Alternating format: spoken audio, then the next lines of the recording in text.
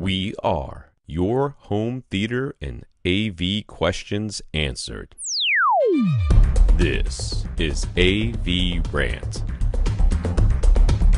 Want your home theater or AV question answered by Tom and Rob? Send it to question@avrant.com. Welcome to AVRant. I'm Tom Andry, and I'm here with Rob H. Geoff. Jeff is planning on turning his family room into a shared space with a theater in a roughly 17-foot by 22-foot by 9-foot portion, and a table and chairs in the remaining portion to the left of the theater. There are floor-to-ceiling windows on what will be the right wall of the theater, and the back wall of the theater area is slightly angled. So the space is not perfectly rectangular. There will be a sliding door that can close the entrance to the family room as a whole.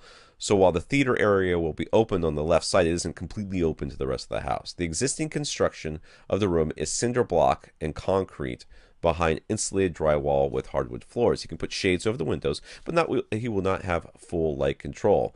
And he's planning on a sectional sofa as the theater seating. Okay, should be seeing some images here. Yep, posted the diagrams that he sent. That's a nice mock-up, so it helps us visualize what we're dealing with. Yep, and you can see the projector that he's planning on shooting onto the big old wall over there. That's right.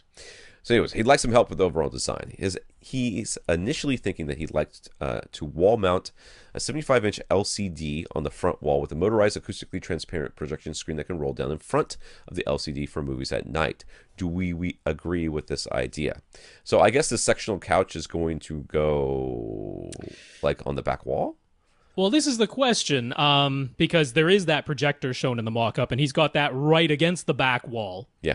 Which is, I mean, so since it's angled and looks like sort of the longer portion is 22, so it's a little less than 22. Maybe but 21, yeah, you still have to be a bit careful because there are limitations. Right. Even on the Epson projectors, the JVC projectors, which is probably what we're going to recommend here, one of those two, which have nice long zoom ranges. But you do want to make sure that it's going to be able to throw the size of screen that you want from that distance. Maybe that's just, it was easier to put it there in the rendering, so that's just where they put it. Maybe they can ceiling mount it or whatever. But if you're going for a 75-inch screen as your television that you're going to use during the day, and you wanted to retain a 30-degree field of view, you'd have to put the seats, it's basically 10 feet from eyes to screen with the 75-inch screen. Now, I'm going to assume that there's some depth to the television and the wall mount, so you're somewhere in the range of 11 feet away from the front wall, maybe 10 and a half to 11 feet. Smack dab in the middle of the room. Which puts you really, really in the middle of the room. So I'm thinking, okay, maybe you forego the 30-degree field of view with the 75-inch LCD. Maybe you sit 11 or 12 feet from eyes to screen. Maybe you're 12 to 13 feet away from the front wall. That puts you in a nice place acoustically. Right. The 75-inch screen is going to be closer to maybe a 24, 25-degree field of view, which is not terrible. But then you're looking at going for like a 120-inch projection screen, something like that, which is reasonable. But yeah, just make sure that if you go for, say, a 120-inch projection screen, that the throw distance is going to work for your projector. You can go to projectorcentral.com, type in the model number of the projector you're considering, and it'll show you what the throw range is, and that's the distance from the screen to the lens. And we don't always have to. In my first home theater, that I had a drop-down screen, and I guess I should say my only home theater that I had a drop-down screen, and it was not smack dab against the back wall. You know, it was out in the middle, not in the middle, but it was out in the room. I had a piece of furniture with a TV sitting on top of it, and so that was 2 or 3 feet into the room total. And then the screen dropped down in front of that TV. Yeah, because you can ceiling mount the screen. Yeah. So you don't have to necessarily, if you're trying to get the field of view that you want to get, and you want to have that projector on the back wall, could be that you just have the screen drop down closer to you. Sure, it's going to be acoustically transparent, anyways. That's right, yeah. But overall, the idea of having the flat panel in there, wall-mounted for during the day, you're not going to have full light control, and having a roll-down screen that comes down for nighttime movies, I'm all for that. We've talked about, I've done it and loved it. So, and I was the same way. I was sitting way too far away from like a 50-inch screen, and it was too small. And then the projector would drop down an 82. If you're watching TV in the daytime, maybe it's news, maybe it's sports, something like that. It's fine. Who cares? Yeah. For the audio setup, he isn't sure if he should opt for 5.2.4 or 7.2.4. He wants it to be room filling, and he wants the bass to sound even and excellent. So what's the best speaker layout, and how much of a problem is the angled wall at the back? Okay, so you're going to be, it depends on where you actually put your couch. Yes. That's what it comes down to. I'm going to tell you, if you put your couch on the back wall, you're going to go for 5.2.4. Right. If you don't put it, then you have the option of going with 7.2.4. But really, how deep is the room at this point? It's 20-something feet, right? So that's plenty of room to have, if you don't have a back row, plenty of room to have surround back speakers if you so desire. But the question is, where are you putting your side surrounds? Because it doesn't look like there's any space for them on your left wall, and there's no. That's all windows on your right wall. So these? So they could go on stands. They could be ceiling mounted. Yeah. They could be in ceiling, I suppose. No, don't do that. I wouldn't opt for that. No, that would be last. I'd put them on stands. That's what I would do. If you could put them on stands, then you're golden. And that's what I would do. So depending on where you put your couch, you have the option here. If it were me, I would start with, you know what? Tell me where your couch is, and I'll tell you. Yeah, if I were setting up this room, I'd have my couch basically so that my eyes would be about 13 feet from the front wall. That'll work out. That should work out nicely acoustically, and it'll give you space behind you. You're still going to have at least about 7 feet behind you. Right. 13 feet or so in front of you. I think that's a pretty good arrangement. It'll look reasonable with the screens that you're dealing with. So if you have that option, that's what I would suggest. Now, the angled back wall, it's funny because we don't actually know, how much of a problem it's going to be. But my guess is that it's not going to be very much a problem at all. Acoustically at least. It makes it mathematically harder to predict. Yeah. Some people are going to say it's a benefit because if you don't have parallel walls, the standing waves are more irregular. It's not that you don't have standing waves. It's just that they're more irregular. But what this basically means, especially since your entire theater is offset, you got this space over to the left, so it's not symmetrical, it's not a rectangle. It means you're still going to want dual subwoofers, but it's going to mean the trial and error process. That's really what it means. Yeah, more. It may not even end up being that big of a deal in the end. You may do a little bit of trial and error and go, it sounds pretty good, so I'm happy. That's right. So my guess is it's going to be more of that and less of the, I'm going to spend the next 3 weekends trying to figure this thing out. Yeah. It's just, we can't tell you, put it in the middle of the front wall, middle of the back wall of your theater area, and that's going to work out perfectly, because mathematically that isn't the case here. It's asymmetrical layout, it's asymmetrical walls, so the math no longer works out for middle of the opposing walls and it's all going to be perfect. That isn't the case here. So it just means there might be some trial and error that you have to do, adjusting the phase knob of one of the subwoofers. You set one, and you leave that one alone, the one that's farther away from you. So whatever is physically farther away from you, you leave that one alone. The one that's physically closer to you, you adjust its phase knob. You sit in each of your seats. You listen to a bass sweep playing on repeat, and you little by little adjust the phase knob of the sub that's physically closer to you until you get a nice even response, a uniform response. Doesn't necessarily have to be perfectly linear, because we can fix that with EQ, but we want, if it has humps and dips, we want the same humps and dips in every seat. And that way, when you go and equalize it, it'll equalize the same for every seat. That's the goal. So could be some trial and error. That's what you're looking at with that angled wall and the offset theater. So I don't know. He might ask this. Does he ask where to place a subwoofers? Nope. Okay. Nope. Well, let's talk about it anyways. Where would you place the subwoofers in this room? Because I'm looking at it and I'm thinking. Again, depends on where the seat goes a little bit, of course. But, well, I'm even thinking, is that even going to be? It kind of seems like you should put them middle of the front wall, middle of the back wall as much as you can. But I kind of in the overall space. In the overall space, kind of mean that they're to the front left of your theater area and the rear left of your theater area. Yes.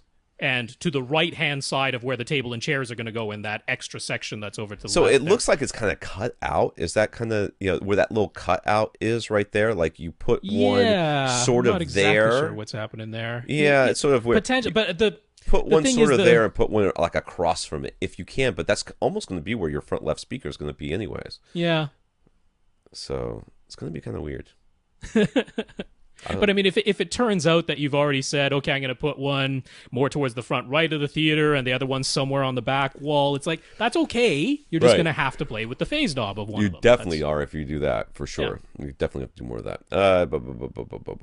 Where are we on C? Okay, no, we're on C. You are on C. Since he will have the opening on the left and the floor-to-ceiling windows on the right and the angled wall at the back, would he be better advised in using speakers with narrow dispersion or is wide dispersion the way to go? He was strongly considering Ascendant Acoustics Horizons speakers for center, left, and right. Are they a good choice for a space, or should he be looking for speakers with a different design? If you can get something a little bit beamier, seems like that would be okay, but I don't necessarily think it's going to make all that much difference in here, since hopefully you're going to be using some room treatments.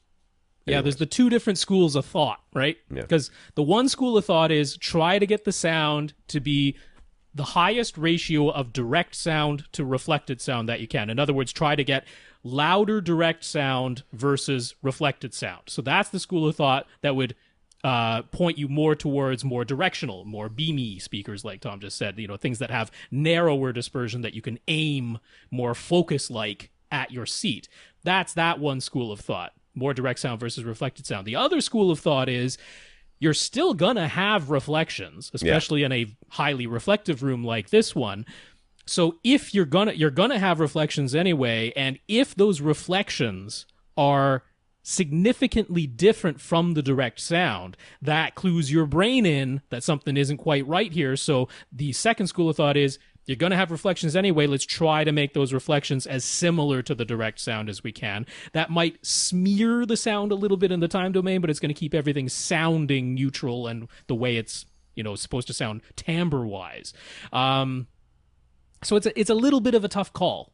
The more that you can put some absorption in this room, because hardwood floors, bare walls, floor-to-ceiling windows, anywhere you can get some absorption in here. That means rugs, thick drapes over those windows if you can. Anywhere that you can put absorption panels, back wall seems like a definite place you can line.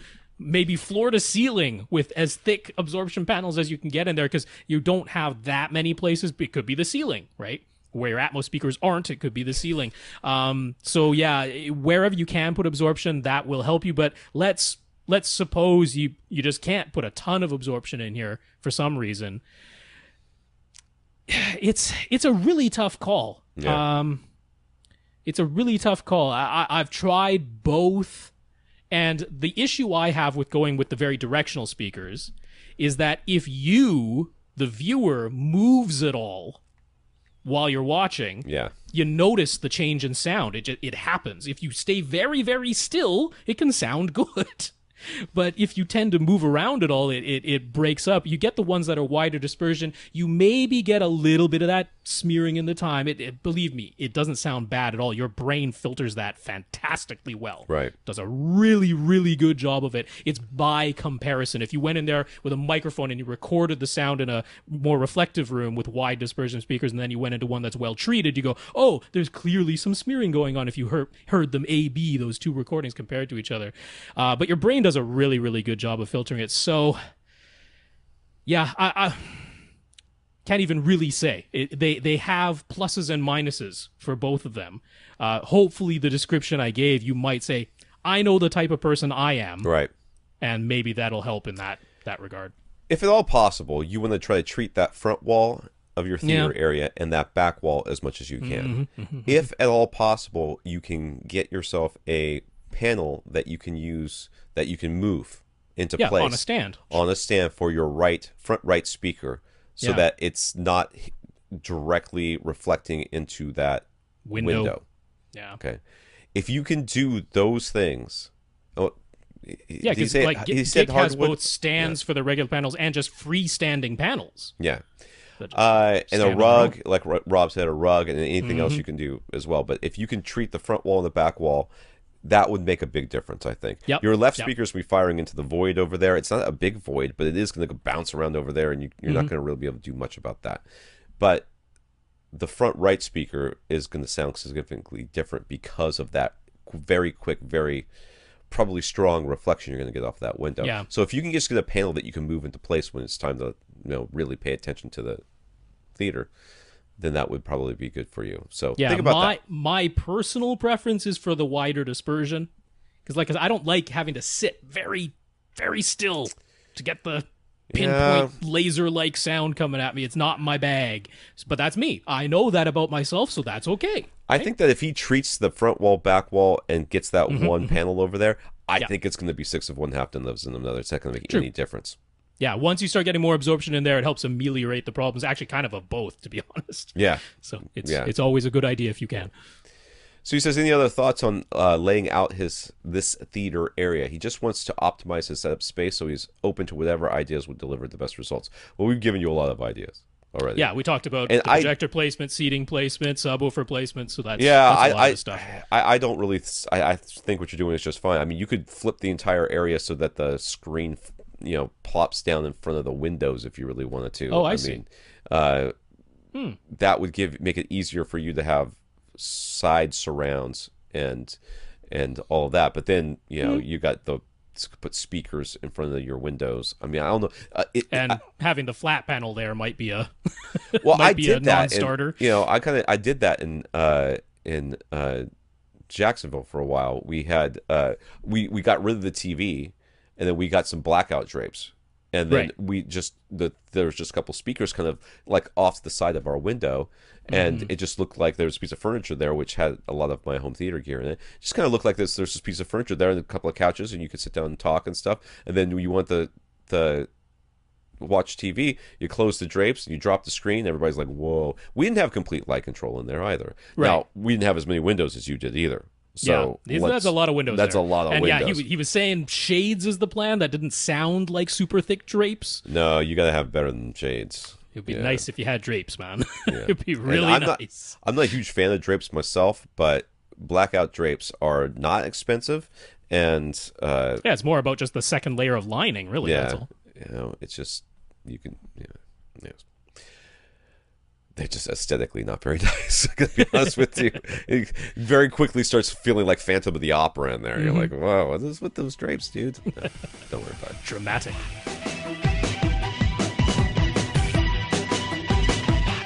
Want your question answered? Send it to question@avrant.com.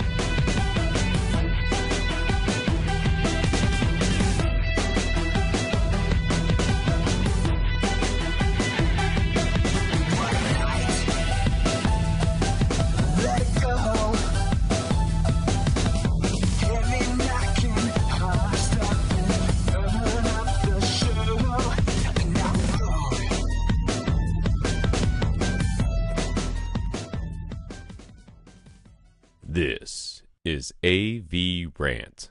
Now go out and listen to something.